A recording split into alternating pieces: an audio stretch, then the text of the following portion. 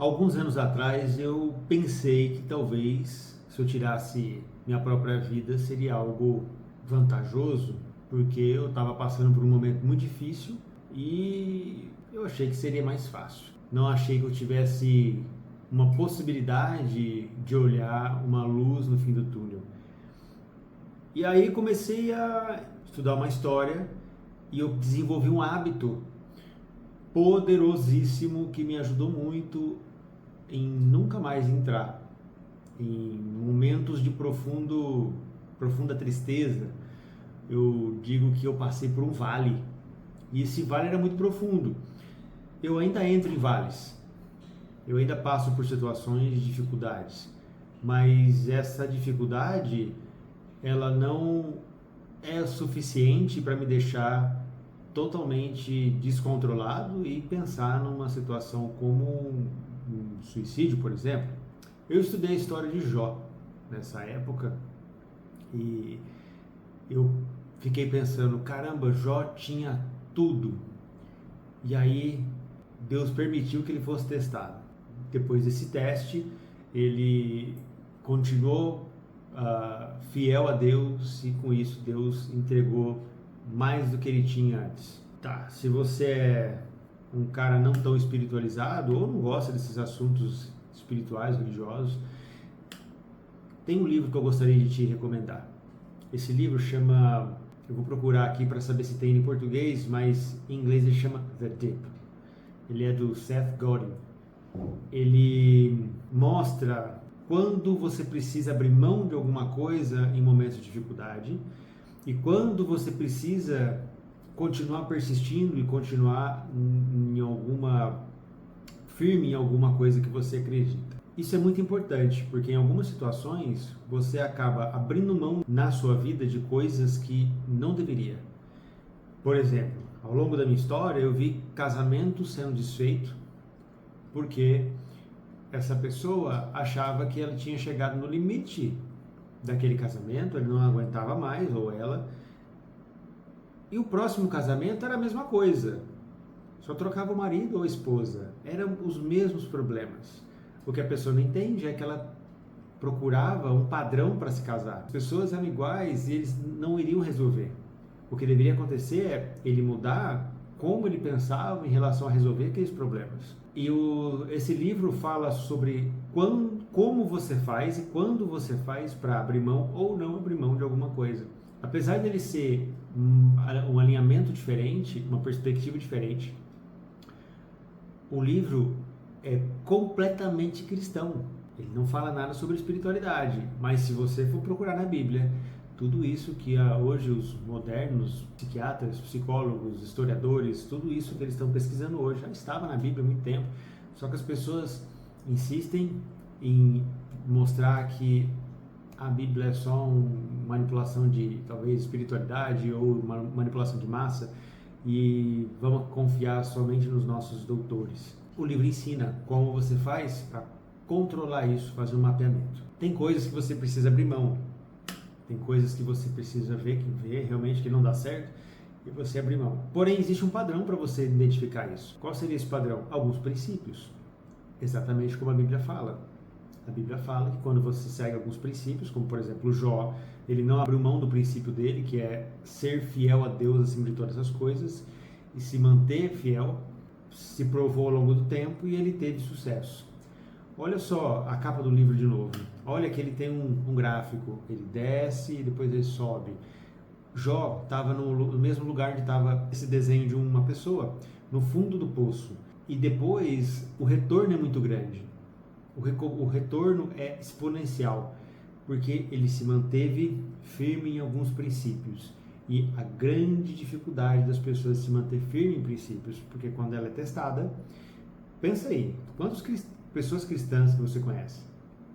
O cristão, geralmente, ele passa por uma dificuldade e ele precisa ficar indo nas reuniões, nos cultos, para constantemente ser abastecido de fé, porque ele acha que talvez Deus abandonou ele. Ele não lembra de quando ele estava na parte boa ali, na bonança, e todos aqueles ensinamentos que ele teve sobre espiritualidade e afirmações sobre Deus, ele talvez esquece aquilo e fala, não, agora eu estou sendo testado, Deus está me testando em todas as áreas. Talvez Deus está te testando, talvez, para saber se você é capaz de receber aquilo que Ele tem preparado para te dar. Tem esse livro aqui que ele, em um dos capítulos ele fala o seguinte, que tudo na vida é um teste. Tudo na vida é um teste. Quando você entende isso, você começa a entender que em várias situações você pode se lascar porque você está sendo testado. E você sabe quando você está sendo testado. Você sabe, você tem aquele sexto sentido, você escuta aquela voz no fundo da tua alma, do teu inconsciente, e você sabe quando você está sendo testado. Para você que é estoico, talvez, o estoicismo fala o seguinte, que se preocupa com aquilo que você tem a capacidade de mudar. Se você não tem capacidade de mudar, não mexe com isso, porque não é problema teu. Ah, mas eu estou sofrendo. Vai que você consegue resolver? Não. Tem um livro que chama Como Evitar Preocupações e Começar a Viver. Ele fala o seguinte, 80% das suas preocupações elas não acontecem. Aí se você olhar na Bíblia, olhar no livro The Deep e você olhar no estoicismo, você fala, caramba, todos eles falam a mesma coisa. Não se preocupa, porque mesmo na Bíblia, Deus fala o seguinte para você, existe a tua parte e existe aquilo que você precisa fazer, que é o que você precisa fazer primeiro, e existe aquilo que nós chamamos de fé, que quando você tem fé, que é acreditar sem ver, quando você chega no limite e você tem fé, o sobrenatural acontece depois daquilo, porque você cumpriu todos os outros requisitos antes, e você joga na mão de Deus aquilo que seria o impossível, e o impossível geralmente acontece. Talvez uma pessoa que não acredita tanto na espiritualidade vai achar, poxa, mas eu não tenho fé, eu não sou cristão o suficiente, ou enfim, não acredito nisso. Só se preocupa com aquilo que você tem capacidade de mudar. Porque quando você tem essa habilidade, que é o meu hábito mais valioso nos últimos anos, que é se preocupar realmente com aquilo que eu tenho a capacidade de mudar. Eu, como cristão, eu acredito que eu não me preocupo porque Deus vai resolver o restante. Deus vai fazer a parte dele logo. E eu procuro ter um coração ensinável, eu procuro criar um hábito de me desenvolver cada vez mais. E aquilo que eu entendo que é errado, eu faço um absurdo de esforço para poder mudar o meu coração, mudar os meus hábitos, porque eu sei que aquilo é o que Deus espera de mim. Mas para você que não acredita em nada disso, só se preocupa com aquilo que você tem a capacidade de mudar. Porque esse é o meu maior hábito que fez minha vida realmente movimentar de uma maneira diferente para algo positivo.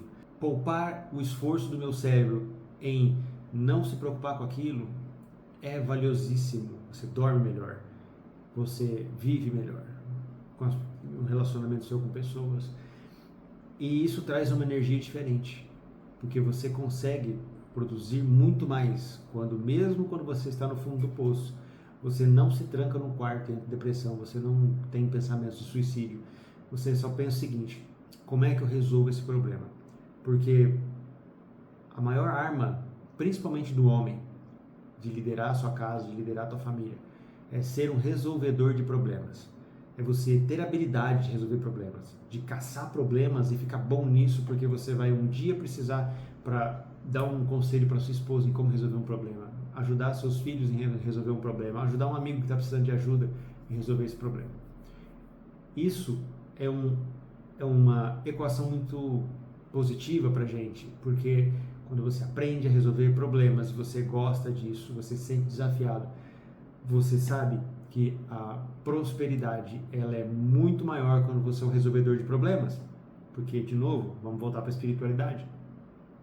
Deus só dá aquilo que você consegue carregar.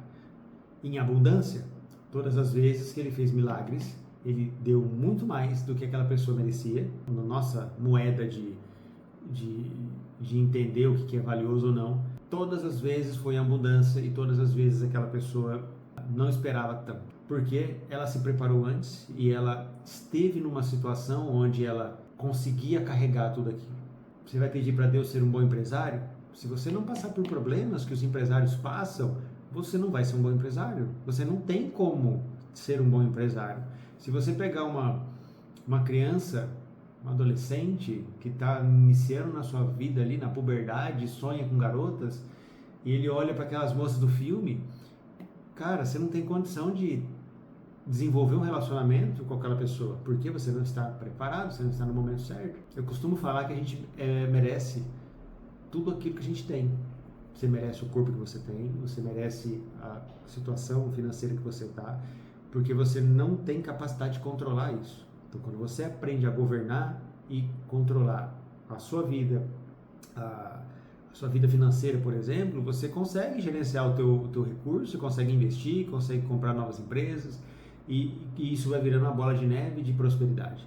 Então, o livro, assim como o estoicismo e assim como a Bíblia, fala que o deserto ou o vale, ele é essencial para forjar pessoas, para mostrar e ensinar como você faz para pular de nível. De novo, olha a foto do livro da Deb. Para você alcançar lá em cima, olha só, a pessoa saiu lá de cima, ela desceu para conseguir exponencializar. Não tem atalho, meu amigo. Procura enfrentar as dificuldades, que é assim que você cria um hábito de ser resolvedor de problemas. Problem solver. Isso é o que você precisa ser.